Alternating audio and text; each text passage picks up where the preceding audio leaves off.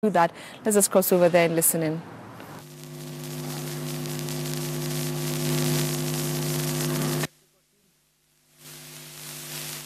That's the highlight of the presentation, Your Excellency. And it's unfortunate that we don't have the dashboard here that would help you to see what we are presenting. But that is the first story we want to say, Your Excellency. If you look at the graph that is shown here, this is the trade statistics relating to goods, imports of goods and exports of goods. And when you see this, you can see the red bar reflects the imports.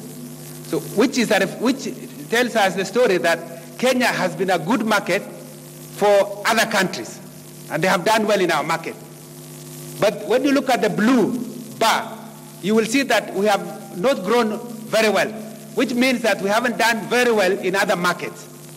Because we belong to the international community, we believe in free trade, it's about making sure that we also do well. So if you look at the green, that is a reflection of the widening of the current account or the imbalance. It has been moving from small to big. And last year, the imports were 1.7 trillion Kenya shillings, or $17 billion, while exports were $6 billion, or 600 billion Kenya shillings. The story of services is, however, different. At least we have done well in the exports of services. So if you look at the red line, that is a reflection of the services, exports of services for Kenya, according to the figures from the central bank.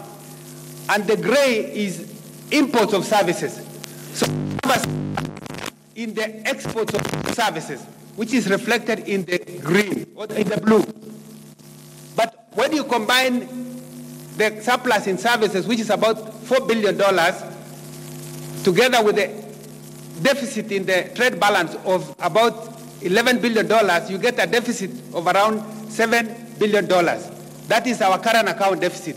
And that is one that we would like to address in the export strategy that we have come up with. Look at that story, Your Excellency. In that chart that we show, sorry, I don't know what's happening.